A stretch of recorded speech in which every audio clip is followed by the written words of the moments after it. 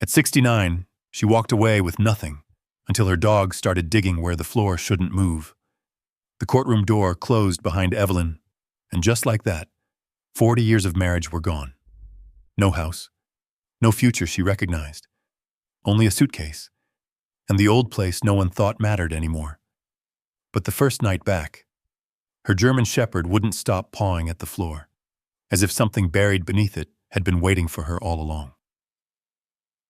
Have you ever had a moment where something or someone pushed you to see what you were missing?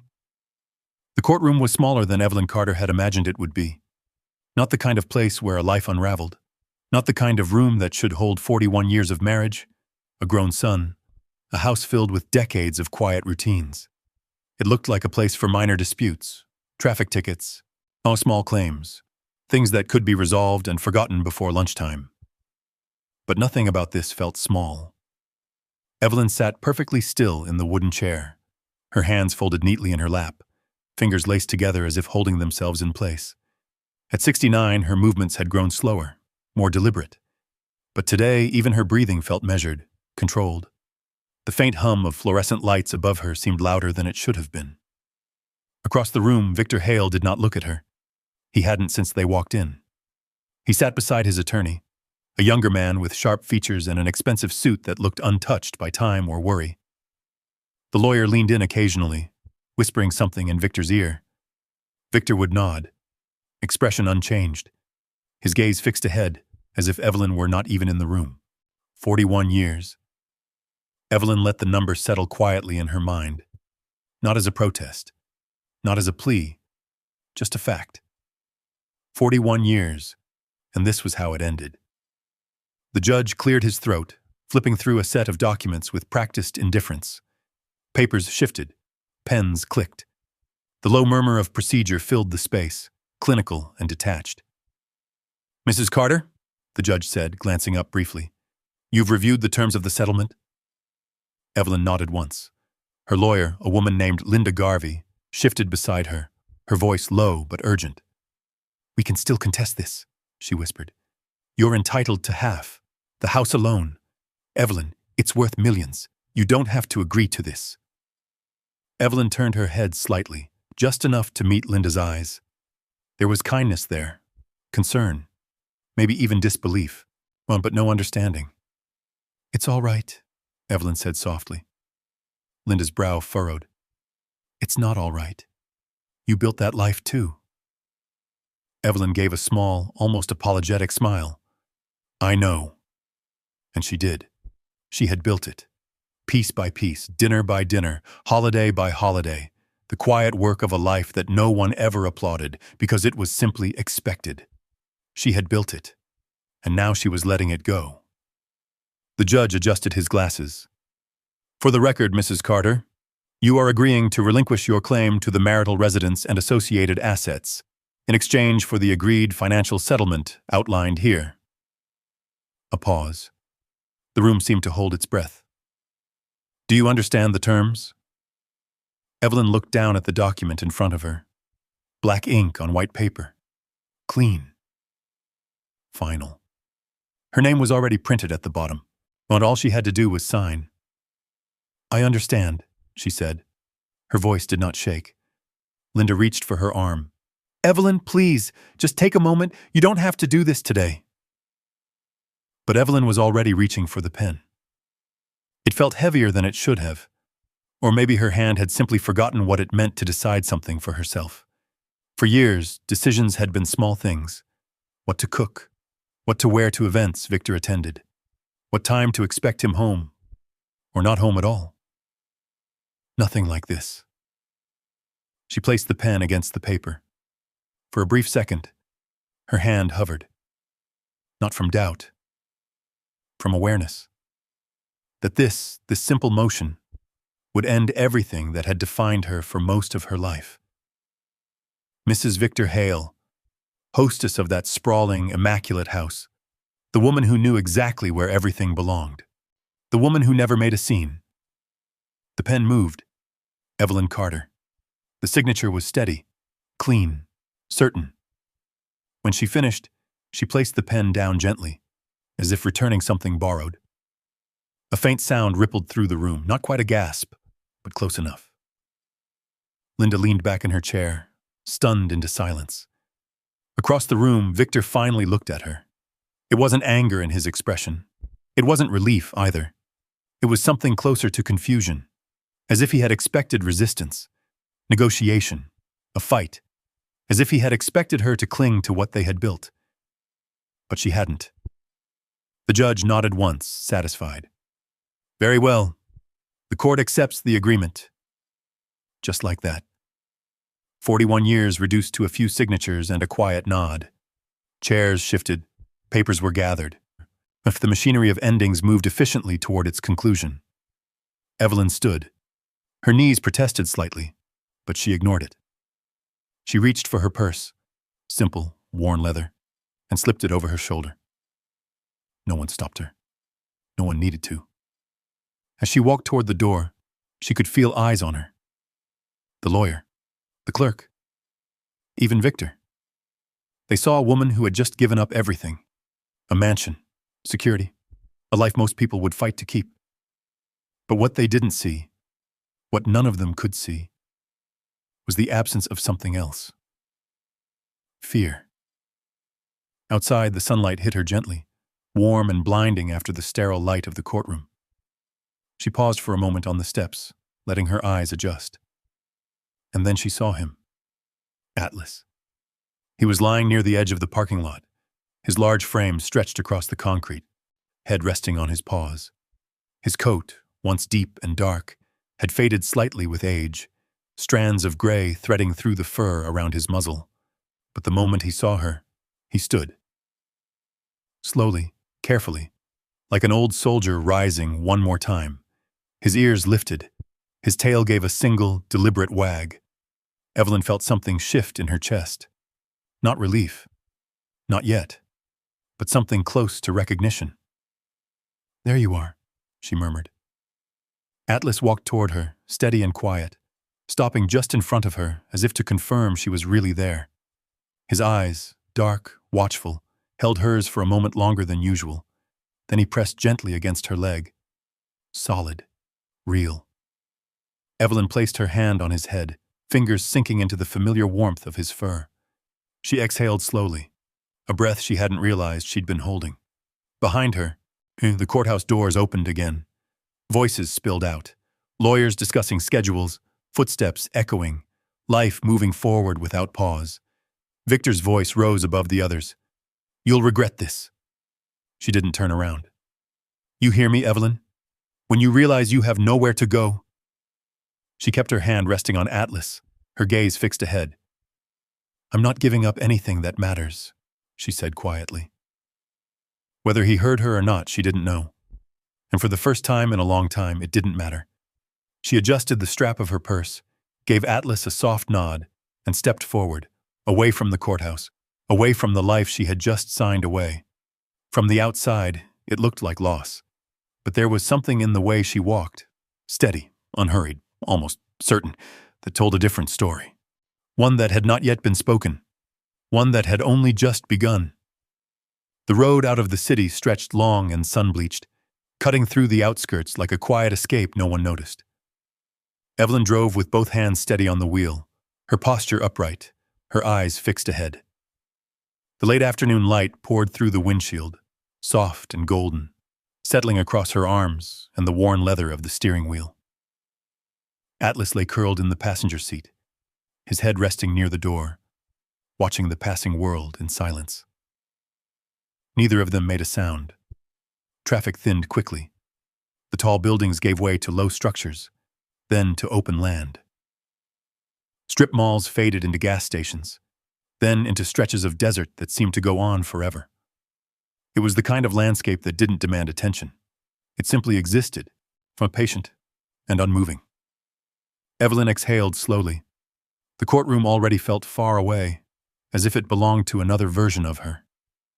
A woman sitting in a chair, signing papers, ending something that had quietly ended years before. Her fingers tightened slightly on the wheel. 41 years. The number came back again, softer this time. Less like a shock, more like a weight she had carried so long she no longer noticed it. Atlas shifted beside her, adjusting his position with a low, contented sigh. She reached over without looking and rested her hand briefly on his back, feeling the steady rise and fall of his breathing. "You're doing better than I am," she murmured. His tail thumped once against the seat. The road curved gently, and with it, her thoughts began to drift. Not to the end, but to the middle. To the years that had filled the space between the beginning and whatever this was now. She remembered the house first, not the mansion, the other one. Smaller, warmer, real. She had been 27 when they moved in. The paint hadn't been finished yet. Boxes stacked in every corner. The kitchen barely functional. Victor had laughed when the sink clogged on their second day there. Sleeves rolled up as he tried to fix it himself. "We'll figure it out," he had said, grinning at her like everything ahead of them was possible. And she had believed him. Back then, his voice carried warmth, presence, the kind of attention that made her feel seen, chosen, necessary. They had eaten dinner on the floor that first week. No table yet. Just paper plates and takeout containers, and sitting cross-legged in the living room while the evening light spilled through half-covered windows. She could still remember the sound of their laughter echoing against the bare walls. It had felt like a beginning. The memory faded as the road stretched forward. Somewhere along the way, things had changed. Not all at once. There had been no single moment she could point to. No argument that shattered everything. No betrayal that made it clear. It had been quieter than that. Subtler. Victor's hours at work grew longer. At first, she admired it. His drive, his ambition. He talked about opportunities, investments, the future they were building. She listened, encouraged him, adjusted around his schedule. Then the dinners alone became normal. The empty chair across from her stopped feeling temporary. When Daniel was born, the house filled again. Noise, movement, purpose. Evelyn poured herself into it. She learned the rhythm of motherhood with the same quiet dedication she had given everything else. Late nights, early mornings, the soft weight of a child asleep against her shoulder. Victor was there, but not in the same way. He held the baby, smiled for photos, provided everything they needed. But he was already somewhere else. Evelyn had noticed it in small ways at first. The way conversations shortened. The way his eyes drifted toward his phone even when she was speaking. The way silence between them stopped feeling comfortable and started feeling expected. She adjusted. She always adjusted. It wasn't a decision she made consciously. It was something that happened gradually. There's like shifting your weight to avoid discomfort until you forgot what standing straight felt like. She stopped asking certain questions, stopped expecting certain things, stopped noticing what was missing. The car passed a long stretch of empty land, the horizon wide and endless. Evelyn blinked, refocusing. At some point, the bigger house came. The mansion. Victor had called it an upgrade, a reward for everything they had worked for. It had been beautiful, high ceilings, polished floors, rooms that seemed to stretch farther than they needed to. Evelyn had walked through it the first day, her footsteps echoing slightly, her hand brushing along surfaces that felt too perfect to touch. "This is ours," Victor had said, and she had nodded. But something in her chest had felt distant. But the house was filled with everything they could have wanted, except the life they used to have. Dinner moved from the kitchen to a formal dining room they rarely used. Conversations became shorter, more functional. Victor traveled more, entertained more, spoke about things she no longer felt part of. Evelyn learned how to exist in that space. She hosted. She maintained. She made sure everything ran smoothly, quietly, efficiently. She became the kind of woman who didn't need to be asked what she did all day, because everything was always done. The road ahead shimmered slightly in the heat. Evelyn adjusted her grip on the wheel. When had she stopped asking herself what she wanted? The question felt unfamiliar, almost intrusive. She couldn't remember. Not clearly. There had always been something else that mattered more. So Victor's career, Daniel's needs, the house, the life they had built. It had all felt important, necessary. And somewhere in that quiet prioritization, She had stepped back. Just a little at first, then a little more. Until one day, without realizing it, she wasn't standing at the center of her own life anymore. She was standing just outside it, watching, managing, existing. Atlas shifted again, lifting his head slightly as if sensing something in her stillness. His eyes met hers for a brief moment before he settled back down. Evelyn let out a slow breath. "I didn't even notice," she said quietly. The words lingered in the space between them. She hadn't noticed when her voice became softer, when her opinions became fewer, when her presence became optional. Victor hadn't taken anything from her, not directly. No, he hadn't needed to. She had given it, piece by piece, choice by choice, moment by moment, until there was almost nothing left to take. The sun dipped lower, casting long shadows across the road. Evelyn drove on. The city was gone now, the life she had known with it. Ahead of her, the land opened wider, quieter, untouched by the kind of expectations she had spent decades meeting. She didn't know exactly what waited for her out there, only that it was something she had left behind a long time ago. And for the first time in years, the thought of returning to it didn't feel like going backward. It felt like stepping into something she had never fully allowed herself to reach. Atlas let out a soft sigh, his breathing slow and steady. Evelyn kept driving, not towards something new, but towards something she had once known, and was only now beginning to understand. The road narrowed as the desert stretched wider.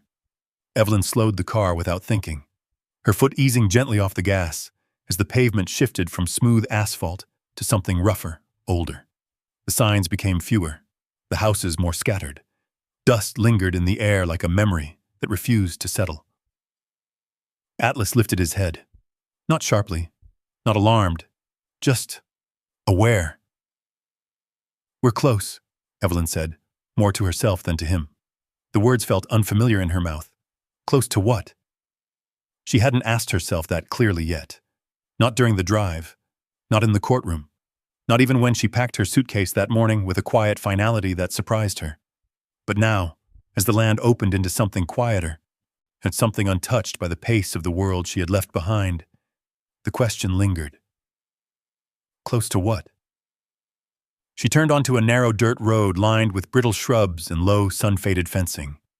The tires crunched softly beneath her, sending small clouds of dust drifting behind the car. And then she saw it.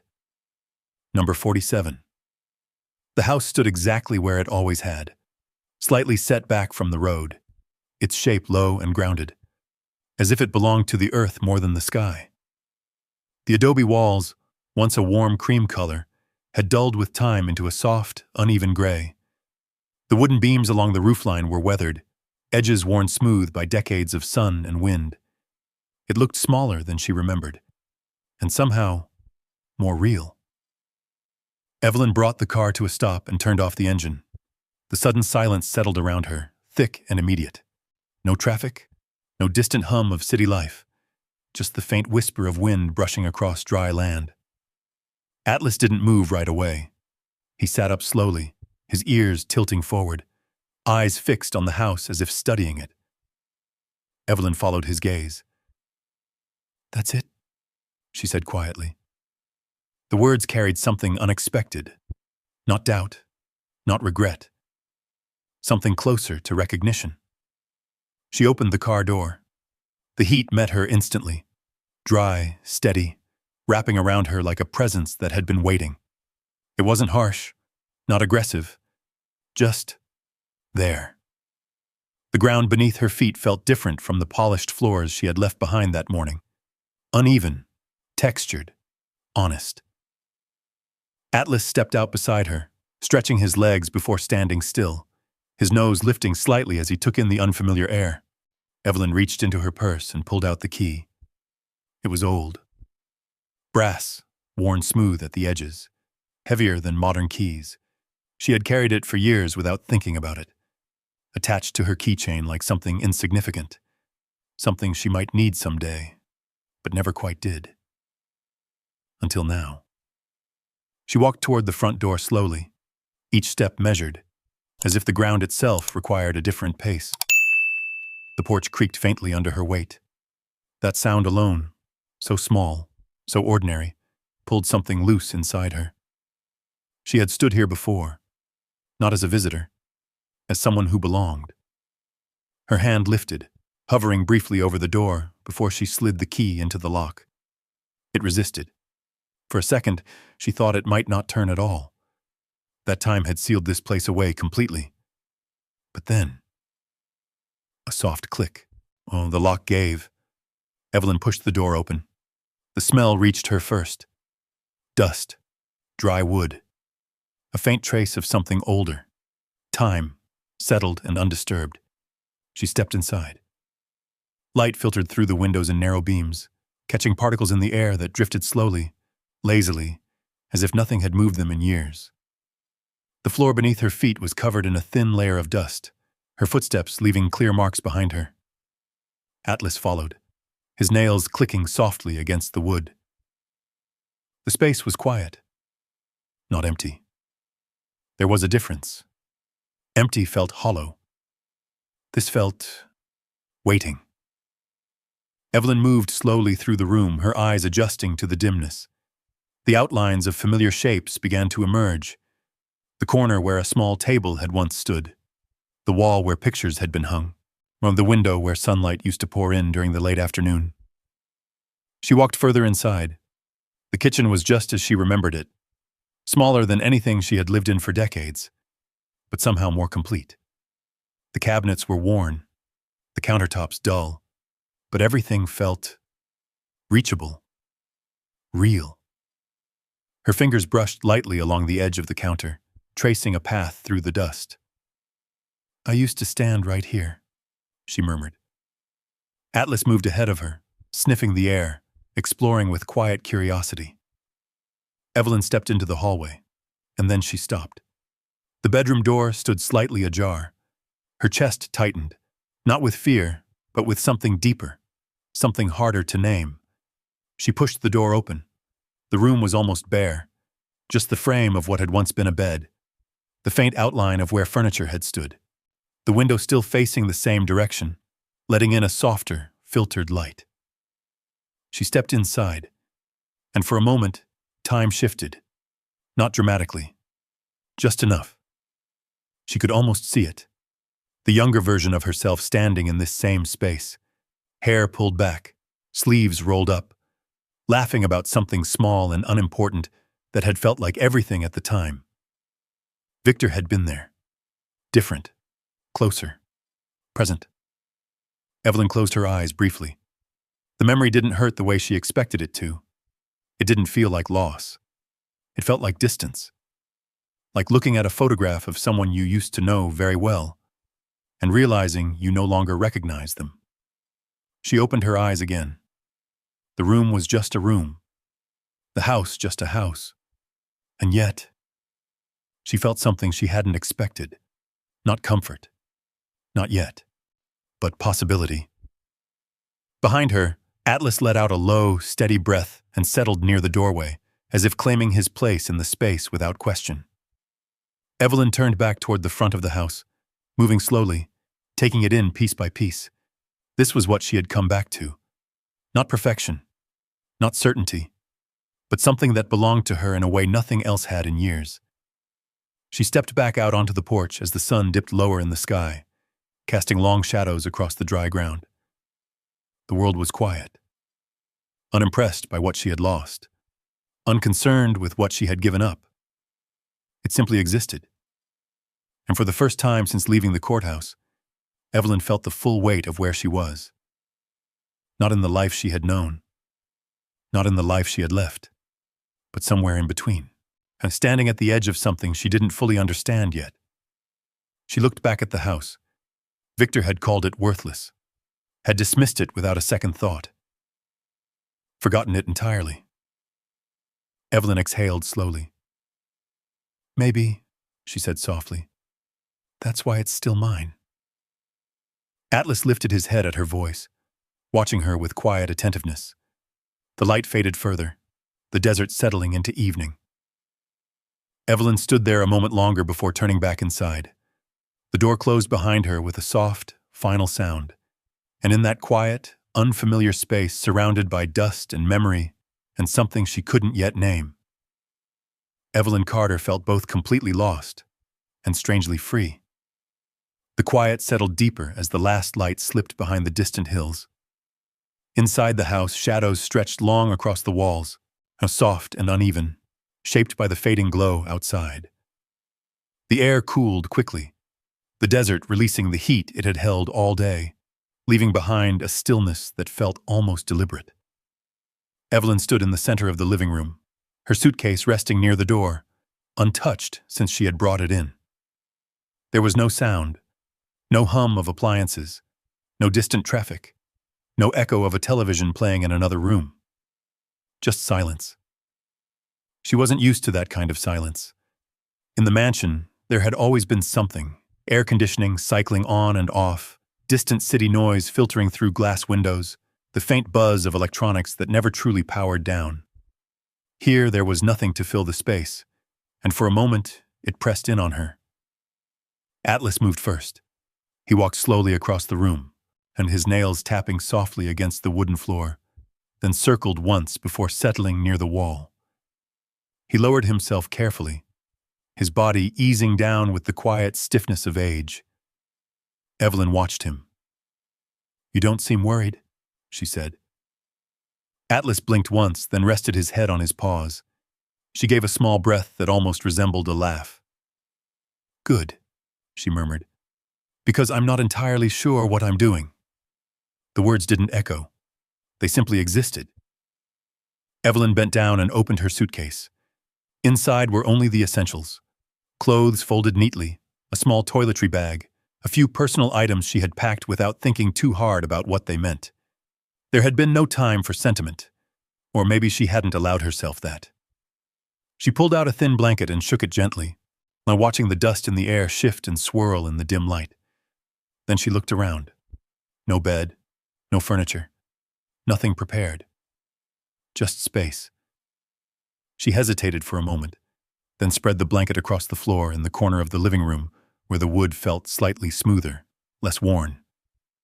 It wasn't comfortable. It wasn't meant to be. But it was enough. Atlas lifted his head as she sat down, watching her closely. Then, without hesitation, he pushed himself up and moved closer, settling beside her with a quiet, familiar weight. Evelyn leaned back against the wall. The surface was cool, solid, real. For a few minutes, she didn't move. She just sat there, listening. The desert had its own sounds, she realized. Subtle ones. The faint rustle of wind against dry plants. The distant call of something she couldn't identify, as the occasional creak of the house itself, adjusting to the cooling air. Nothing constant. Nothing demanding. Just presence. Her eyes drifted toward the window. The sky had darkened into deep blue, then into something almost black. Stars began to appear, sharp, clear, more numerous than she had seen in years. She hadn't realized how much the city had hidden them. "They were always there," she whispered. Atlas shifted slightly, pressing closer. Evelyn pulled the blanket tighter around herself. And then, without warning, the memories came. Not gently, not gradually. They rose up all at once. The first years in this house. The sound of Daniel's laughter echoing down the hallway. His small feet running across these very floors. The way he used to call for her from the bedroom, voice half asleep, not needing reassurance that she was still there. The kitchen filled with the smell of something baking. Victor's voice. Different then. Softer. Present. Evelyn closed her eyes. The images felt vivid. Too vivid. She could see herself standing at the sink, younger hands moving quickly, effortlessly. She could hear the rhythm of a life that had once felt full, not because it was perfect, but because it was shared. When had that stopped? She searched for the moment, the turning point, but there wasn't one. It hadn't been a break.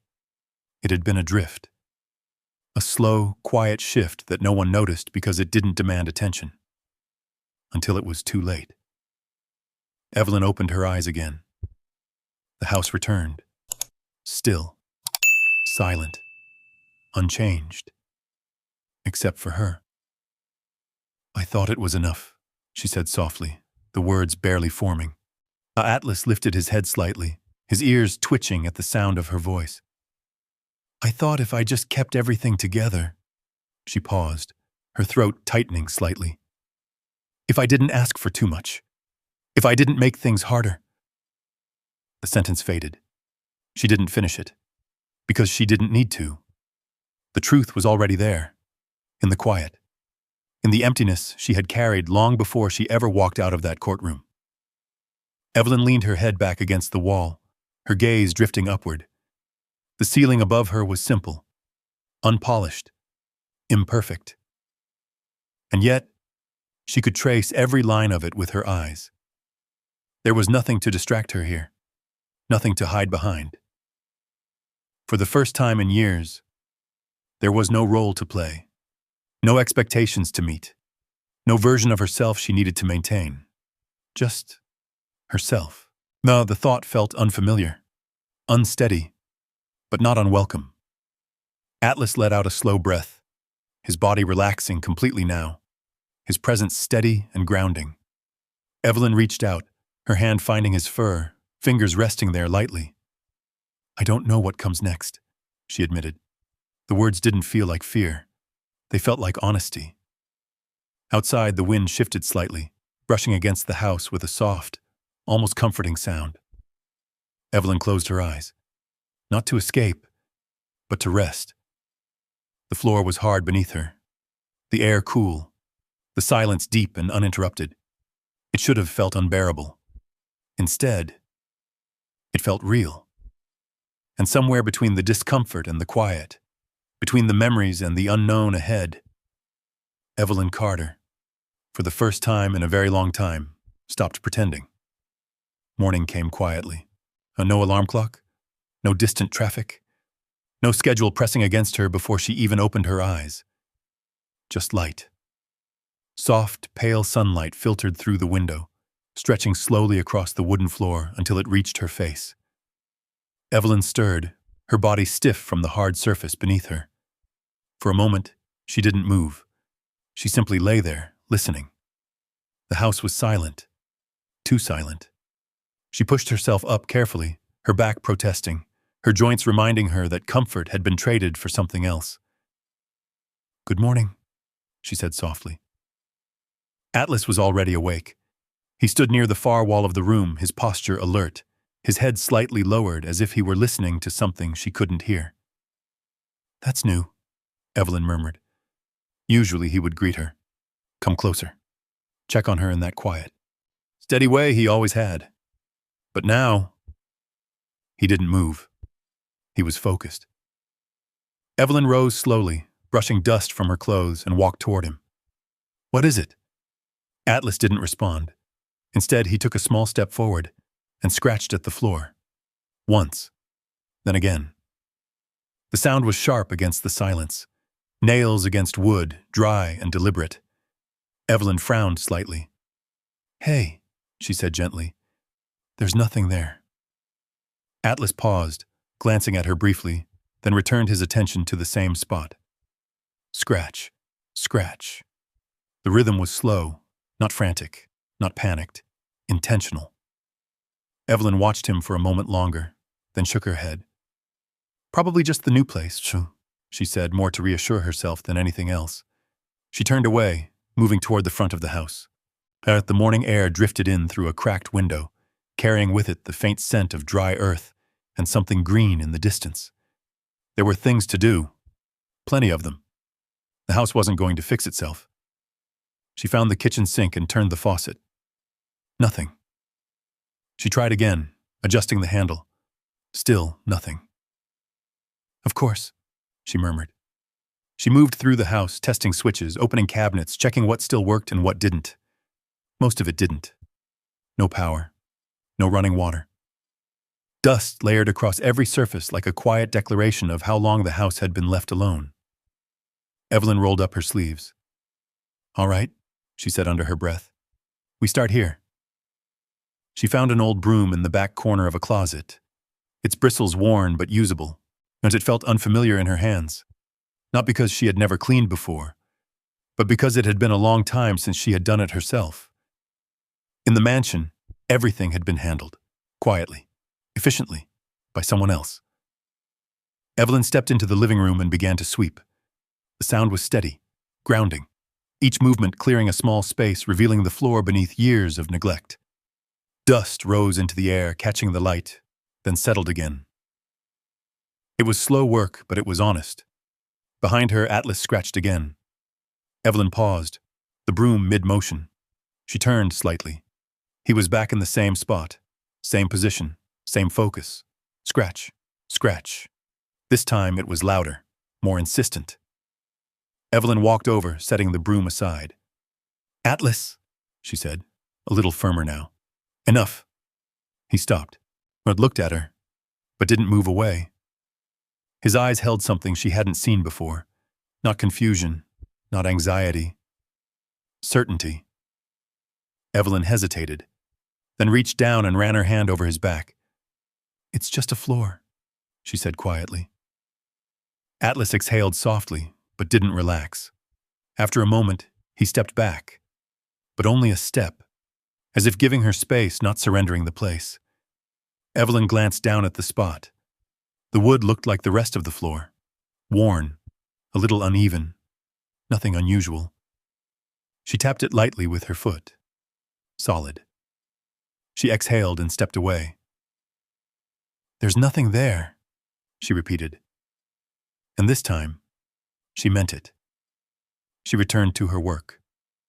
The hours passed slowly, sweeping, wiping down surfaces, opening windows to let air move through the space, small tasks, one after another. And each one bringing the house slightly closer to something livable.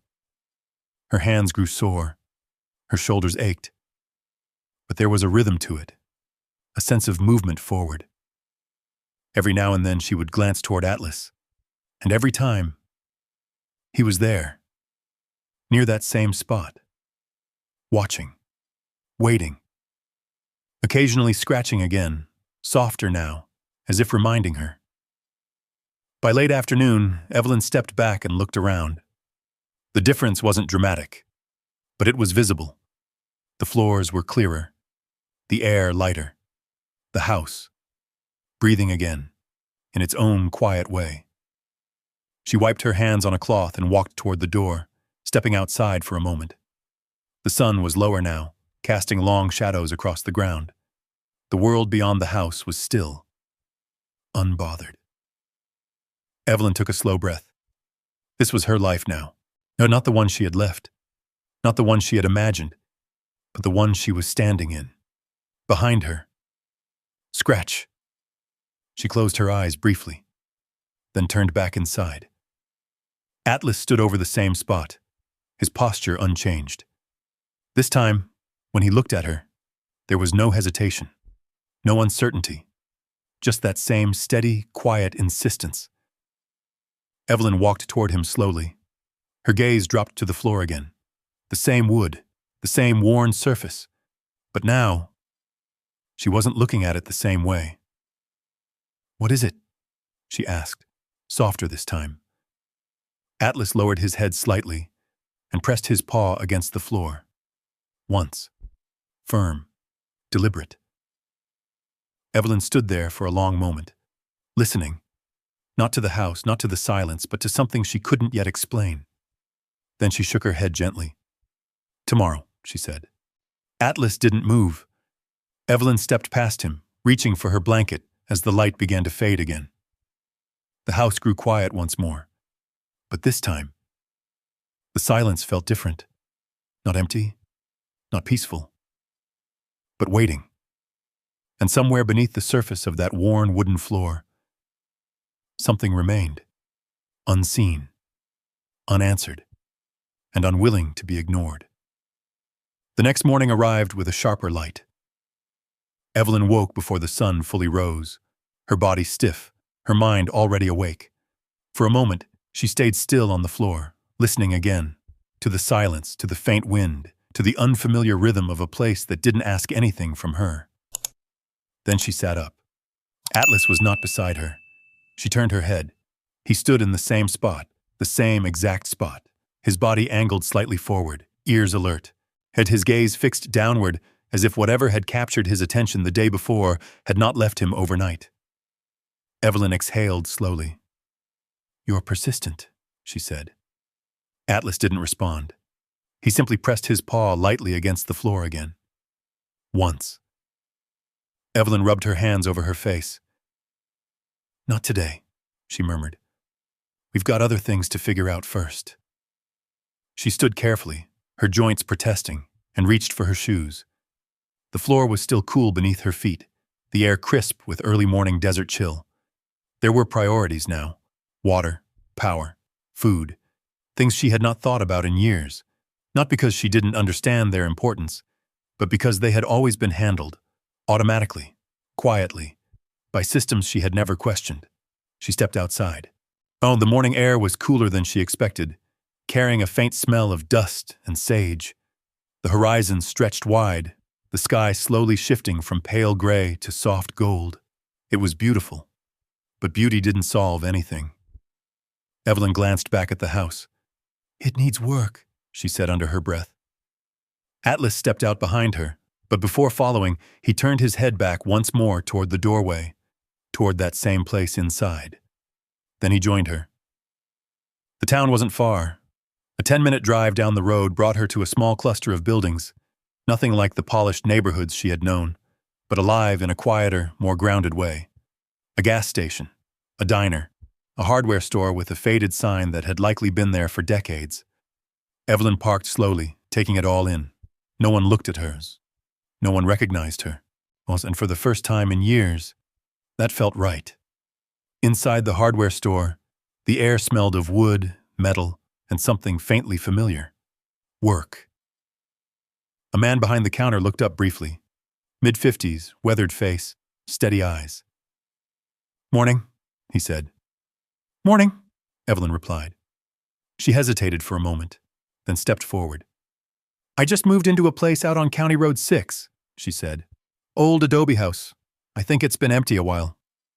The man nodded once, as if that explained everything. "Water line's probably dry. Power too," he said. "Name's Mateo." "Evelyn." He gave a small nod. "You'll need supplies. Cleaning first, then repairs. Don't rush it." His tone wasn't dismissive. It was practical. Evelyn found herself nodding. "I won't." Mateo moved around the counter, walking her through the store with quiet efficiency. When he pointed out basic tools, cleaning supplies, things she wouldn't have known to look for. "You doing the work yourself?" he asked. Evelyn paused. "Yes." He studied her for a moment, not judging, just assessing. "Good," he said. "You'll learn faster that way." She gathered what she could carry. Not everything, just enough. As she stepped back outside, the sun had climbed higher, warming the ground beneath her feet. Atlas waited patiently beside the car. "You're still thinking about it, aren't you?" she said, opening the door. His ears flicked slightly. She smiled faintly. "So am I." On the way back, she stopped at the diner. Not out of hunger, out of instinct. The bell above the door chimed softly as she stepped inside. The space was small but warm. Wooden tables, soft conversations. Sure, the smell of coffee and something cooking in the back. A woman behind the counter looked up. Late 60s, maybe early 70s. Kind eyes, strong posture. "Sit anywhere," she said. Evelyn chose a booth by the window. The coffee came without asking. "First time here," the woman said, setting it down. Evelyn nodded. "I just moved in nearby." "Out on County Road?" the woman asked. Evelyn looked up, surprised. The woman smiled slightly. "Not many new faces around here?" "Evelyn," she said. "Rosa." The name settled easily. "You picked a quiet place," Rosa added. "I think that's what I needed." Rosa studied her for a moment, then nodded. "Quiet can be good," she said, "if you're ready for it." Evelyn didn't answer right away. Then she said, "I think I am." When she returned to the house, the sun was high, the light sharper now, revealing more clearly what needed to be done. Evelyn carried the supplies inside, setting them down near the doorway. The house looked the same, but she didn't. She moved differently now, more certain, more present. She filled a bucket with water from the containers she had bought and began wiping down surfaces, working steadily, methodically. Dust gave way to wood. Neglect gave way to something usable. Time passed without her noticing. Until... scratch. She froze. The sound cut through everything. Sharp, clear, unmistakable. Evelyn turned slowly. Atlas stood there again. Same place, same focus, but this time, there was something more in his posture. Not just insistence, urgency. Evelyn set the cloth down, walked toward him, slower this time, more aware. She crouched slightly, her eyes tracing the lines of the floor. The wood looked the same. But now, she wasn't looking for what was visible. She was listening. To instinct. To something quieter. "What is it?" she whispered. Atlas pressed his paw down again. Firm. Deliberate. Evelyn placed her hand against the floor. The wood was cool. Solid. But beneath that, she wasn't sure. She pulled her hand back. Stood. Not afraid. Not yet. But no longer dismissing it. "All right," she said quietly. The words settled differently this time. Not avoidance. Not delay. Acknowledgement. She picked up the cloth again, but her focus had shifted. Because now, whatever was beneath that floor was no longer something she could ignore. And for the first time since arriving, Evelyn Carter felt something change. Not in the house, but in herself. She wasn't just surviving anymore. She was starting to look. That night, the house didn't feel quiet. It felt awake. Evelyn lay on the blanket, her eyes open in the dark, the ceiling barely visible above her. The air had cooled again, settling into that same steady stillness. But something had changed. She could feel it. Not in the walls, not in the wind. In the awareness she couldn't turn off. Scratch. The sound came softly at first. Measured. Deliberate. Evelyn didn't move. Atlas. Scratch. Again. This time louder. She turned her head slowly. In the dim light, she could make out his shape. Standing. Unmoving except for the steady motion of his paw against the floor. The same spot. Always the same spot. "Atlas," she whispered. He didn't stop. Scratch, scratch. The rhythm had changed. It wasn't curious anymore. It was urgent. Evelyn pushed herself up, her heart beating just a little faster. Not from fear, but from something that felt closer to tension finally reaching its limit. "Enough," she said, her voice firmer. Atlas paused, but he didn't step away. Instead, he lowered his head closer to the floor, his body leaning forward, his focus unbroken. Evelyn stood, slowly. Her feet touched the floor, grounding her, reminding her she was here, present, not imagining this. She walked toward him. Each step felt heavier than it should have, not because the distance was far, because something inside her knew this wasn't nothing. She stopped just behind him, looked down. The wood was the same, worn, a little uneven, but now there was a faint difference, not visible at first glance. But there, a slight variation in the grain, a subtle line that didn't match the rest of the boards. Evelyn crouched. Her fingers hovered just above the surface before she placed her hand down slowly. Flat. Still. Atlas exhaled softly beside her, his body easing just slightly, as if her acknowledgement alone had shifted something. Evelyn pressed lightly.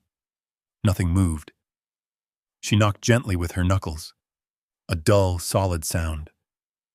But when she shifted slightly, just a few inches to the left, the sound changed. hollow. Barely, but enough. Evelyn froze. Her breath caught, not sharply, but deeply. "Okay," she whispered. Atlas nudged her arm, not impatient, encouraging. Evelyn sat back on her heels. Her mind moved quickly now, piecing things together, not with panic, but with a quiet, steady clarity she hadn't felt in years. She stood and walked toward the kitchen. Opened the supplies she had brought earlier. Her hands moved with purpose now, searching. There, a small crowbar. Not heavy, but enough. She returned to the spot.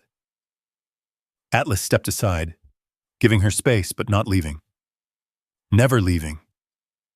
Evelyn stood over the floor, the tool in her hand. For a moment, she hesitated. Not because she was unsure, because she understood something had shifted. This wasn't just about the house anymore. This was about what had been left unseen, ignored, forgotten. Just like so much of her life. She exhaled slowly, then knelt down. The edge of the crowbar slid carefully into the narrow seam she had noticed. It resisted. Of course it did. Time had sealed it. She adjusted her grip, pressed harder. The wood creaked faintly, a low, protesting sound. "Come on," she murmured. Now she shifted again, applied pressure from a different angle. The crowbar slipped slightly, then caught. A sharp crack echoed through the room. Evelyn pulled back instinctively. Atlas tensed, but didn't retreat. The board had lifted, just slightly, but enough. Evelyn stared at it. Her heartbeat steady, but louder now. She reached down, setting the crowbar aside for a moment, and placed her fingers along the edge of the board. Pulled. The wood resisted again, then gave. With a dry, splintering sound, the first plank lifted free. Dust rose instantly, catching in the air, thick and stale. Evelyn coughed lightly, turning her head away. Atlas stepped closer again, his nose lowering toward the opening. Evelyn waved the dust aside, looked down. At first, nothing, just darkness. But as her eyes adjusted, she saw it. On a space, not deep, but intentional. A hollow carved beneath the floor, and within it, something else. A shape, rectangular, metal. Evelyn's breath slowed. She reached for the crowbar again, carefully prying up the remaining boards, one by one. Each one came loose a little easier than the last, as if the resistance had already been broken. The opening widened. The space beneath revealed fully. A small compartment, built deliberately, hidden with precision. And in the center of it, a metal box, worn, dull, but intact. Evelyn sat back. Her hands rested on her knees. For a long moment, she didn't touch it. She just looked. Atlas sat beside her now, his body relaxed for the first time since she had arrived. As if this was what he had been waiting for. Evelyn reached down slowly, while her fingers brushed against the surface of the box. Cool, solid, real. She lifted it carefully, feeling its weight. Not heavy, but substantial enough to matter. Her heart didn't race, it settled. Because whatever this was, it had been here long before she returned, waiting. Not for Victor. Not for anyone else, for her. For her. Evelyn held the box in her hands, the house around her silent again, but no longer empty. And for the first time since she stepped through that door, the past had reached back and answered. Evelyn didn't open the box right away. She sat on the floor beside the exposed boards, the metal container resting in her lap, her hands still wrapped around it as if it might disappear if she loosened her grip. Atlas lay beside her now, quiet, his breathing slow and even. Well, for the first time since they had arrived, he was at peace. Evelyn noticed that. "You knew," she said softly. Atlas didn't move, but the tension that had lived in him for days was gone. Evelyn looked back down at the box. It wasn't locked, just sealed by time. A thin layer of dust coated its surface, dulling the edges, softening the shape. The hinges were slightly rusted, but intact. She ran her thumb along the lid. There was something about it that felt familiar. Not the object itself, the intention behind it. This hadn't been hidden in panic. It had been placed here carefully, deliberately, protected, for a long time. Evelyn exhaled slowly, then lifted the lid. It resisted slightly at first, then opened with a quiet creak that seemed louder than it should have in the stillness of the house. Inside. Paper. Stacks of it. Neatly arranged, though aged. The top layer held a bundle of letters tied together with a thin, faded ribbon. Evelyn's breath caught, not sharply, but with a quiet recognition she couldn't yet explain. Her hands moved slowly now, carefully. She untied the ribbon. The paper felt fragile beneath her fingers. Edges softened with time. Ink slightly faded, but still legible. She unfolded the first letter, and the moment her eyes landed on the handwriting, everything inside her stilled. She knew it. Not vaguely, not distantly. She knew it completely. Her mother's.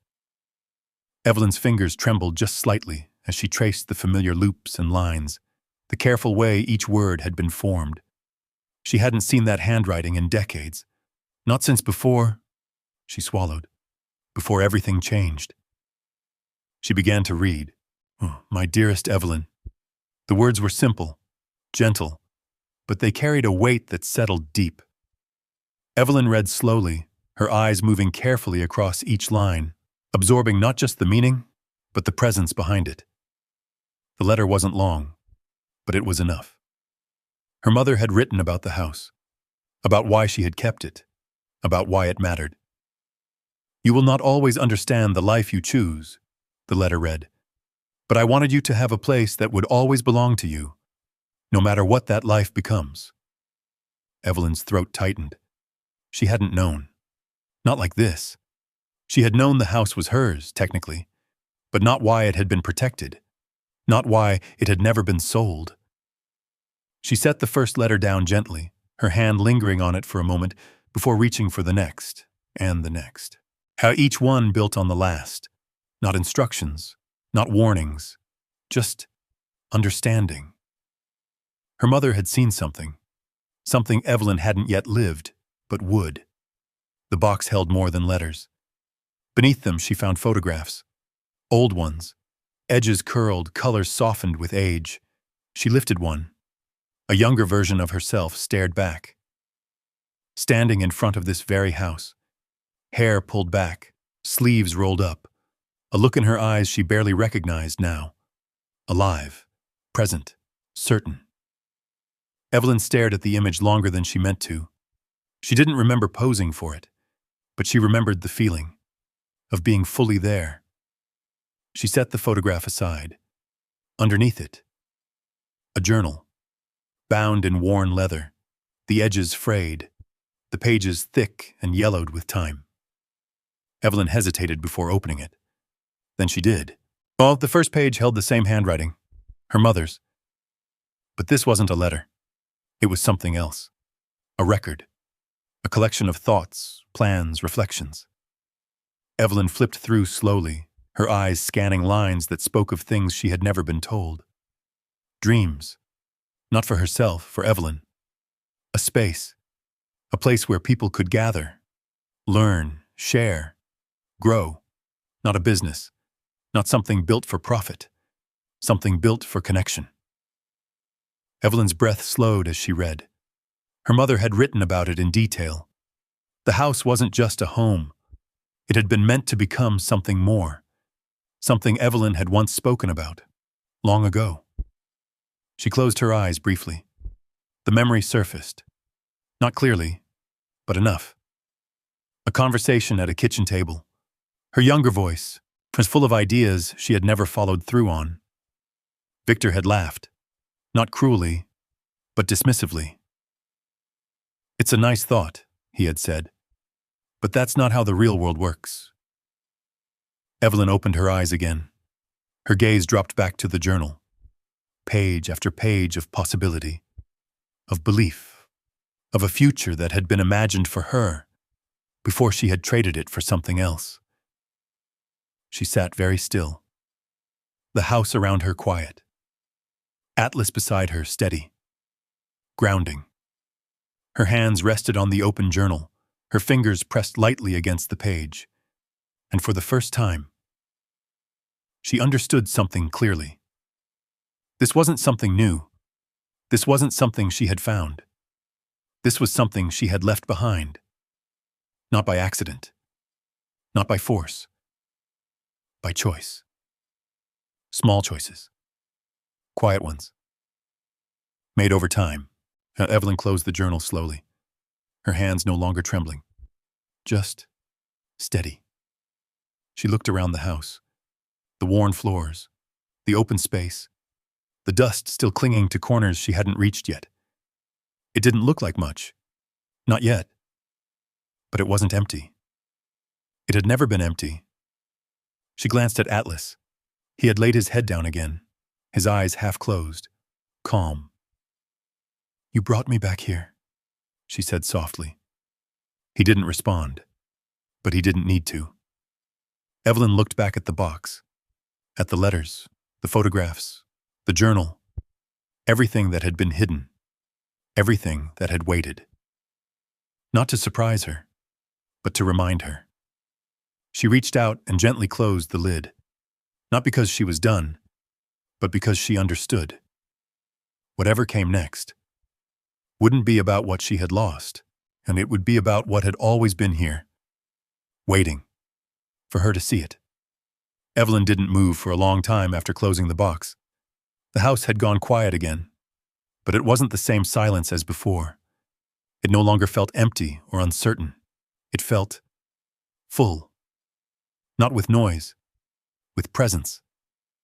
She sat on the floor, the box beside her, the journal still fresh in her mind, its words echoing in ways she couldn't ignore.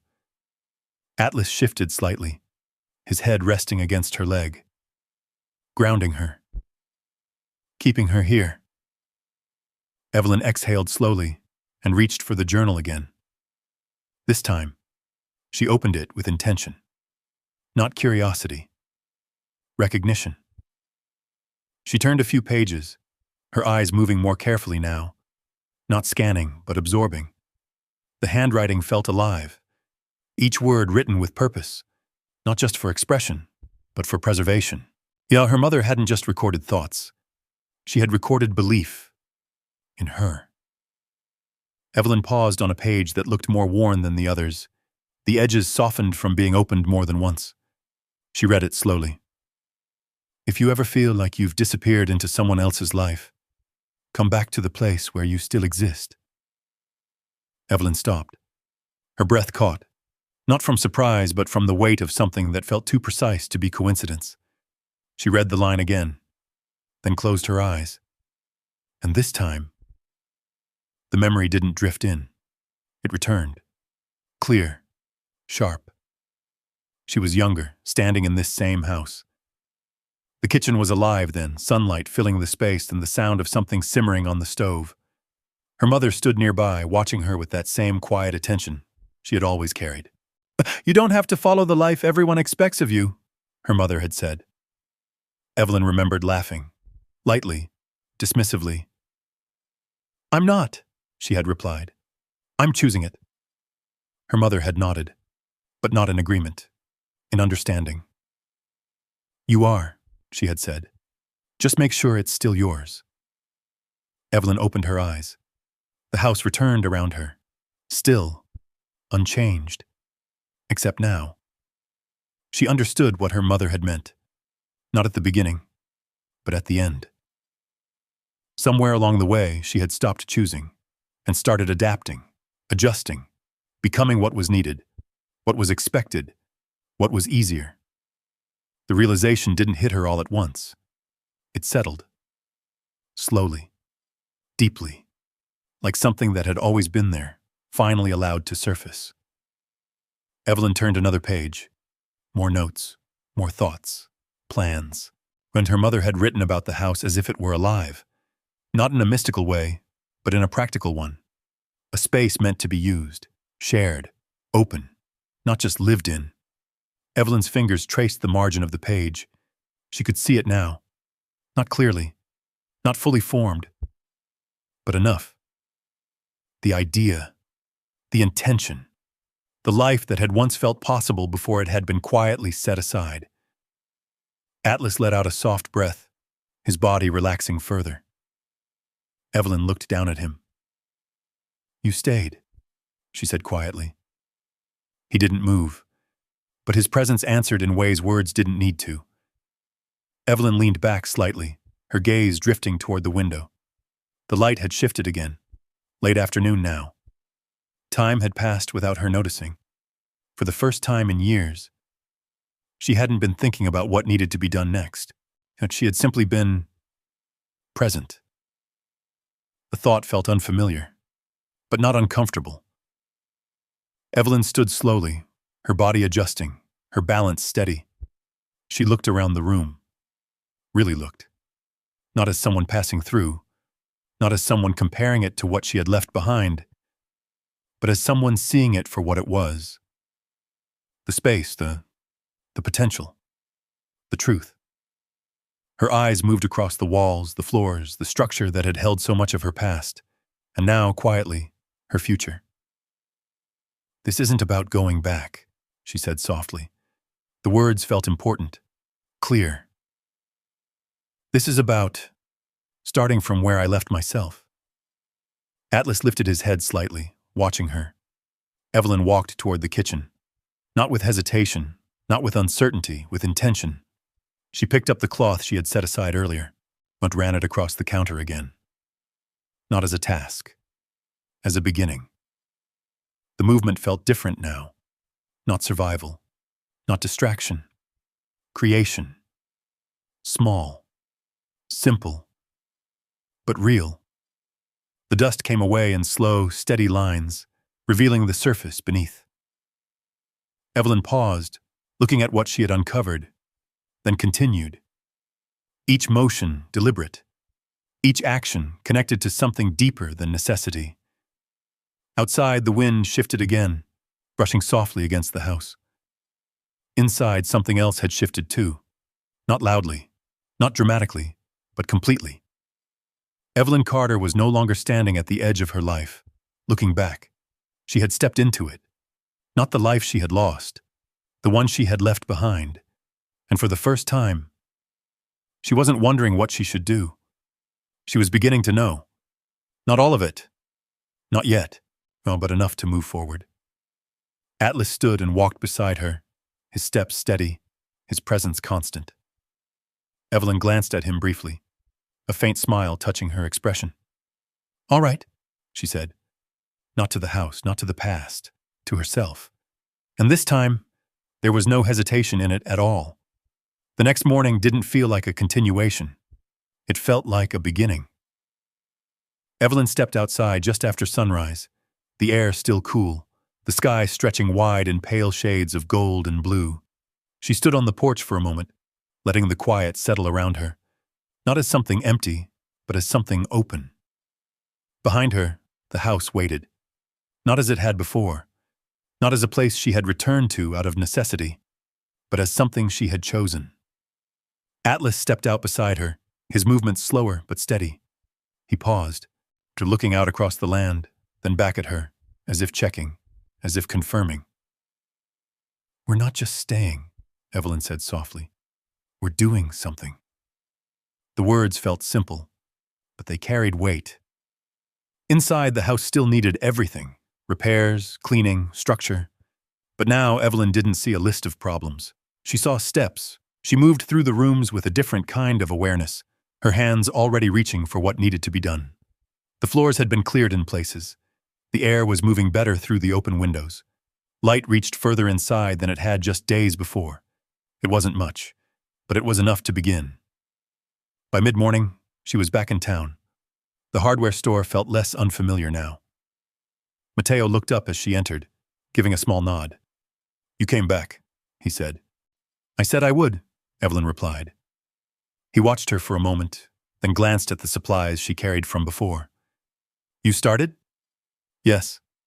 How bad is it? Evelyn considered the question. Worse than I thought, she said. But not impossible. Mateo's expression didn't change. Good, he said. Impossible's not useful. Evelyn gave a faint smile. I need help with a few things, she added. Structure, water line, maybe the wiring eventually. Mateo wiped his hands on a cloth and stepped out from behind the counter. I can take a look, he said.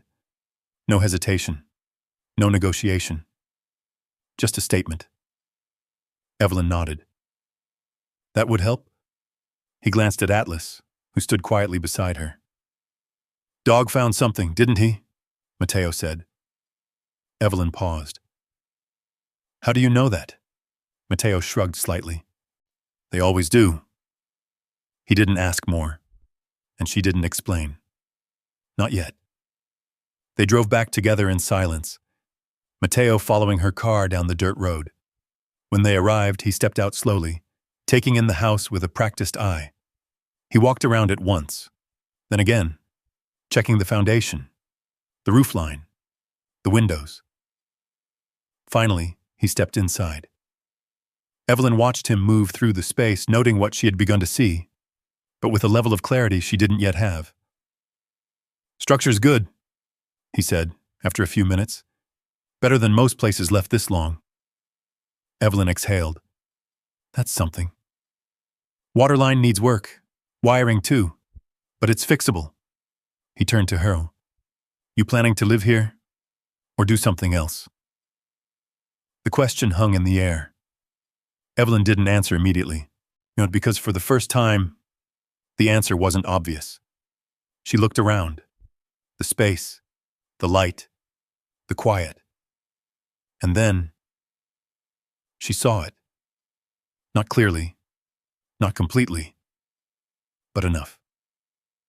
I think, she said slowly, I want this to be more than just a place I live. Mateo didn't interrupt. I don't know exactly what yet, she continued, but something open, something that matters. Mateo studied her for a moment, then nodded once. Then we fix it right, he said. The words settled easily. Evelyn nodded back. Yes. Work began that day, not all at once, not dramatically, but steadily. Mateo showed her what needed to be done first. Basic repairs, structural adjustments, things that would allow the house to function again. Evelyn didn't stand back and watch. She worked. Her hands weren't as strong as they used to be, her movements slower. But she paid attention. She listened. She learned. The first time she lifted a board, her grip slipped. Mateo didn't step in immediately. Again, he said. She did. And this time, she held it. By afternoon, her arms ached, her back protested, but she didn't stop. Atlas stayed close, moving between rooms, watching, resting, rising again when she did. Occasionally, he would pause near the spot in the floor. But now, he didn't scratch. He didn't need to. That part was done. The house had spoken, and she had listened. Later, Rosa arrived, unannounced, carrying a paper bag. I figured you'd forget to eat, she said simply, stepping inside as if she had always belonged there. Evelyn blinked in mild surprise. Thank you, she said.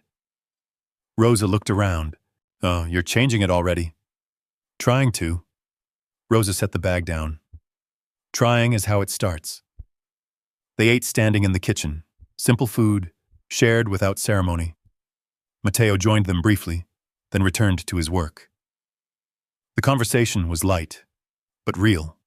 No expectations, no roles, just people. As the sun began to lower, the house looked different again. Still unfinished, still imperfect, but alive. Evelyn stepped outside, wiping her hands on a cloth, her body tired but steady. The sky stretched wide above her, the colors shifting slowly as the day came to an end. Atlas sat beside her. Rosa leaned against the porch railing. Mateo finished securing a loose board before stepping back. No one said much. They didn't need to. Evelyn looked at the house, at what had been, at what it was becoming.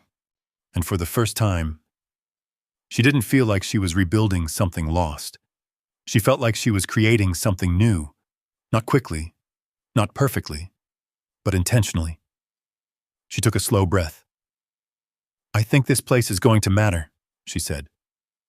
Rosa glanced at her. "It already does," she replied. Evelyn didn't argue, because for the first time, she believed it might be true. The work didn't stop. Days blended into each other, not in a blur, but in a rhythm. Morning light, steady effort, small progress. The house changed piece by piece, not quickly, not dramatically, but enough that each evening looked different from the last. The floors were cleaner now, the air lighter. One room had been cleared enough to hold a table Mateo helped her build from reclaimed wood, while another space, what had once been the living room, was beginning to open up, its walls no longer closing in with dust and neglect.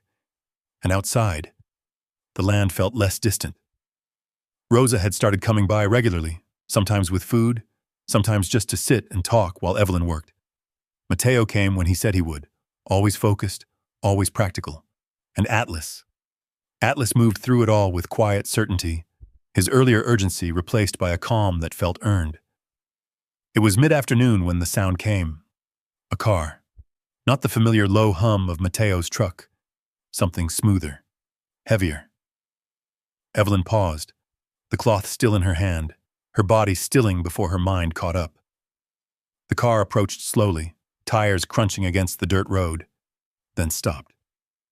Evelyn didn't move right away. She didn't need to. She already knew. Atlas lifted his head. Not alarmed. Aware. Evelyn stepped outside. The sunlight was sharp, casting clear lines across the ground. The car sat in front of the house, polished, out of place against the worn simplicity of everything around it. The door opened. Victor stepped out. He looked the same. Well-dressed, composed. Every detail controlled. But something about him didn't settle into the space the way it once had. It felt separate. "Evelyn," he said.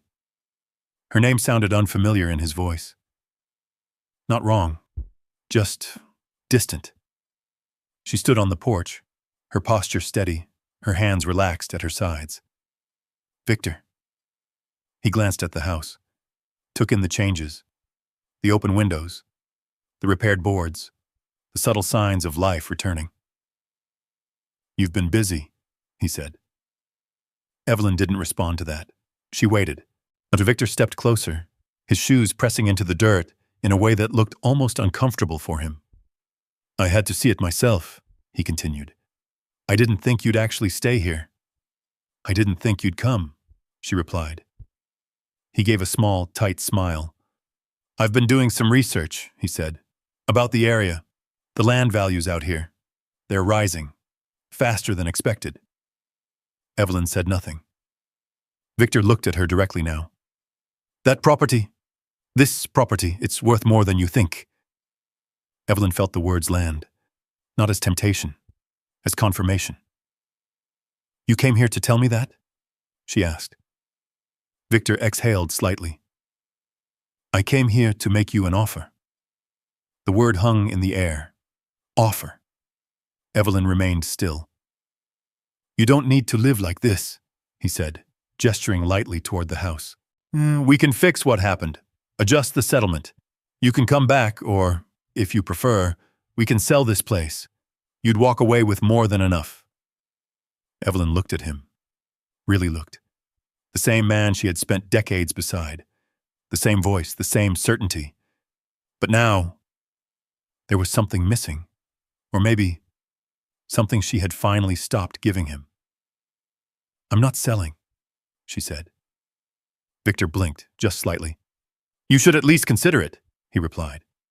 "This isn't practical, Evelyn. You're starting over at your age. This isn't how things are supposed to go." Evelyn stepped down from the porch. One step, then another, until she stood on level ground with him. "For a long time," she said quietly, "I lived my life based on how things were supposed to go." Victor's expression shifted. Not dramatically, but enough. And now? He asked. Evelyn glanced back at the house, at the open door, at the space that was no longer empty, then back at him. Now I don't. Victor studied her. You're making a mistake, he said. The words sounded familiar, but they didn't land the same way. Evelyn shook her head gently. No, she said. I'm finally not. A brief silence passed between them. The wind moved lightly through the space, carrying the scent of dry earth and something growing nearby. Victor looked around again. This place, he said. It's nothing compared to what you had. Evelyn followed his gaze. The worn wood, the uneven ground, the quiet. Then she looked back at him. I know. He waited, as if expecting something more, something regretful, something uncertain. But it didn't come. I don't need it to be more, she added, and Victor's jaw tightened slightly. I don't understand you, he said. Evelyn gave a faint, almost gentle smile. I know. That was the truth of it. Not anger, not resentment. Just distance, the kind that couldn't be argued away. Victor looked at her for a long moment, then nodded once. A small, contained motion. If you change your mind, he said, you know how to reach me. Evelyn didn't respond. She didn't need to. Victor turned, walked back to the car, closed the door. The engine started. And just like that, he was gone. The sound faded quickly, swallowed by the quiet of the land. Evelyn stood there for a moment longer, not watching the road, not thinking about what had just happened, just standing. Atlas moved to her side, his presence steady. Evelyn exhaled slowly, then turned back toward the house. The door was still open, the light still reaching inside, the work still waiting. She stepped forward, not away from something, not toward something uncertain, but into something she had chosen. And for the first time, there was nothing behind her pulling her back. Months passed without announcement, no dramatic turning point, no single moment that marked the change, just time. And what Evelyn chose to do with it. The house no longer looked abandoned, not even close. The walls had been cleaned, repaired, and in some places, repainted in soft, warm tones that caught the sunlight instead of swallowing it. The floors, once hidden beneath dust, now carried the marks of movement, of purpose, of life being lived across them again. The room where the floorboards had been lifted was different now, but not repaired to erase what had been found, but restored around it. The boards had been placed back carefully, the space beneath preserved, not as a secret, but as a foundation. Evelyn didn't hide it anymore. She understood it, and more importantly, she honored it. The table Mateo had built now stood near the center of the room. Surrounded by mismatched chairs Rosa had helped her gather from nearby homes, second-hand shops, and quiet donations from people who had begun to notice what she was doing. Because they had. People had noticed. At first it had been small, a neighbor stopping by out of curiosity, a child wandering in, drawn by the open door and the unfamiliar sound of voices where there had once been none. Then another, and another. Evelyn hadn't planned it exactly, but she had opened the space, and people had come. And now, in the late afternoon light, the room was filled, not crowded, but alive. A small group of children sat at the table, books spread out in front of them. Some read quietly, others whispered questions. One struggled with a word, sounding it out slowly. Evelyn sat across from him, patient, steady. "Take your time," she said gently. The boy tried again. Got it. His face lit up, not dramatically, but with that quiet kind of pride that didn't need attention to exist. "That's it," Evelyn said, nodding. Atlas lay nearby, his head resting on his paws, watching everything without moving. He had taken to this new rhythm easily. Children passed him without fear. Some reached out to touch him. He didn't react. He simply stayed, present, like he had always been. Rosa moved through the room, setting down cups of water, adjusting small things, keeping everything flowing without interrupting it. Matteo stood near the doorway, leaning slightly against the frame, observing. He didn't say much, but he came. That was enough. Outside, the sun began to lower, casting long golden light through the windows. It stretched across the floor, the same floor that had once been silent, hidden, holding something unseen. Now it held something else. Voices. Movement. Connection. Evelyn stood slowly, stepping back just enough to take it in. Not as someone managing it, not as someone responsible for it, but as someone witnessing it. What the space had become, what she had allowed it to become. Her gaze drifted briefly to the spot beneath the floor. No longer a mystery, no longer a question, a beginning. Behind her, small footsteps approached. As a girl, no older than 8, looked up at her. "Miss Evelyn," she said quietly, "can I take this book home?" Evelyn smiled. "Of course," she replied. "Just bring it back when you're done." The girl nodded and returned to the table, holding the book carefully. Evelyn watched her for a moment, then turned toward the window. Outside, the land stretched as it always had, wide, quiet, unchanged. But it felt different now, because she was different. Atlas rose slowly and moved beside her, pressing lightly against her leg. Evelyn rested her hand on his head. "You didn't stop," she said softly. Her voice carried gratitude, understanding. He hadn't let her ignore it. The floor, the past, herself. Evelyn looked back at the room, at the people, at the life that had grown here, not because she forced it, as not because she planned it perfectly, but because she allowed it, because she stayed, because she listened, because she chose. The mansion had been impressive, polished, complete. But it had never felt like this. This was imperfect, evolving, real, a place where people came not because they had to, but because they wanted to. Evelyn stepped back into the room, her presence quiet but steady, no longer observing, participating, living. And in that moment, standing in the house she had once left behind, she understood something clearly, not as a thought, not as an idea, but as something she had lived her way into. Sometimes what we lose is not our life, but the version of it that was never truly ours. And sometimes, the quiet signals we ignore, whether from instinct, memory, something deeper, are the very things leading us back to who we were meant to be. Evelyn Carter didn't say it out loud. She didn't need to. It was already there, in the room, in the voices, in the life she had built with her own hands. The day slowly faded into evening. The children gathered their things.